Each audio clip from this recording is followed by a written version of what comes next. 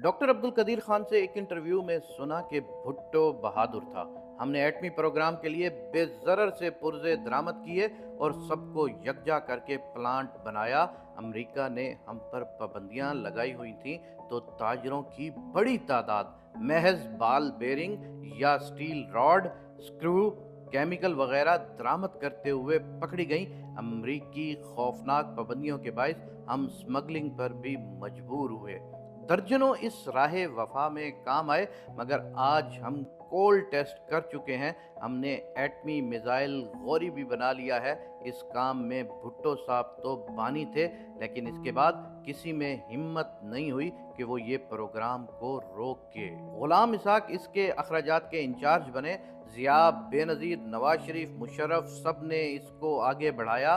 भुट्टो साहब ने सिविल निगरानी में एक फूल प्रूफ निज़ाम बनाया। ये बहुत मुश्किल था, लेकिन भुट्टो मुश्किल काम आसानी से कर लेते थे। इसके बाद एटमी मरकज कोहटा की हिफाजत फौज को दी और फिर फौज भी प्रोग्राम में शामिल कर ली गई।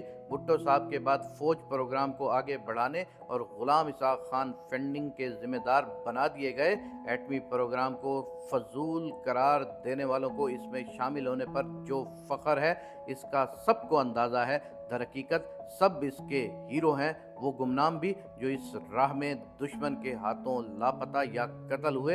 ये एटमी प्रोग्राम कम अज कम दिफा में हिंदुस्तान की बालादस्ती खत्म कर चुका है। अब एडवानी ये नहीं कह सकेगा अब मगरबी पाकिस्तान की बारी है। ये तय था कि अगर पाकिस्तानी एटमी प्रोग्राम के कोल टेस्ट की कामयाबी की इत्तला लीक ना होती तो हिंदुस्तान पंजाब और सिंध के रास्ते पेशकदमी के लिए तैयार था। इस सारी कहानी का पस मंजर बहुत नॉर्मल है। जद्दा से दरख्वास्त भेजी गई कि उर्दू न्यूज़ के एडिटर इन चीफ और एडिटर न्यूज़ डॉक्टर साहब का इंटरव्यू करना चाहते हैं। ब्यूरो चीफ ने कई इंटरव्यूज़ के लिए इंतजामात किया, सबकी इजाज़त बखुशी मिल गई, लेकिन डॉक्टर कदीर के लिए क्लियरेंस बमुश्किल मिली, और जब मिली तो हमें दरवाजे पर चेक तक ना किया गया।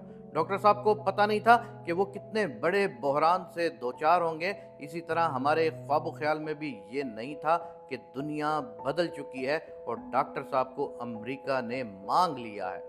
पाकिस्तान किसी भी सूरत डॉक्टर साहब को हवाले करने पर तैयार न था, लिहाजा डॉक्टर साहब ने पाकिस्तान के मफाद में अपने लिए जिल्लत आमेज रास्ता अख्तियार किया। कौम से खिताब में जराइम तस्लीम किए और नज़रबंद कर दिए गए। इस वाक़ये के बाद मुशर्रफ समेत जिस भी आर्मी चीफ से मुलाकात हुई वो शर्मिंदा नजर आए। इस तकरीर के बाद डॉक्टर साहब के कद में और इजाफा हो गया। खुद मुशर्रफ ने ऑन रिकॉर्ड कहा कि डॉक्टर कदीर आज भी मेरे हीरो हैं। मैं 28 मई 1998 की शब जद्दा में था और इस खबर के आने के बाद बाहर देखा तो जद्दा बाहर निकला हुआ था। मैं बच्चों के साथ महल्ले महल्ले घूमने निकल गया।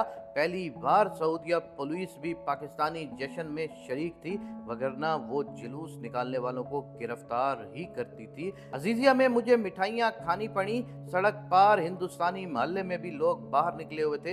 ये अजीब मंजर था। और दूसरे रोज ये खबर आ रही थी कि वली अहद शहजादा सुल्तान मुबारकबाद देने के लिए पाकिस्तान जाएंगे। डॉक्टर कदीर के बाद कई और भी लोग आगे आए। समर मुबारकमंद ने मिसाइल प्रोग्राम को आगे बढ़ाया।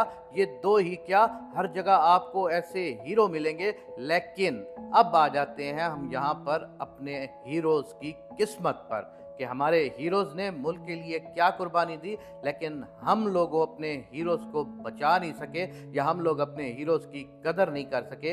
ये आप सब लोग अपने अपने कमेंट सेक्शन में बताएंगे। मेरा काम था कि 28 मई अभी कुछ दिन पहले गुजरा है और अपने हीरो डॉक्टर अब्दुल कदीर खान और जितने भी गुमनाम हीरो हैं उन सबको ट्रिब्यूट और सलाम पेश करूं। खुदावंद करीम आप सब लोगों की अगली मंजिलें आसान फरमाएं और जो जिंदा हैं उनको जिंदगी में सेहत वाली जिंदगी अता फरमाएं। आमीन या रब्बुल आलमीन।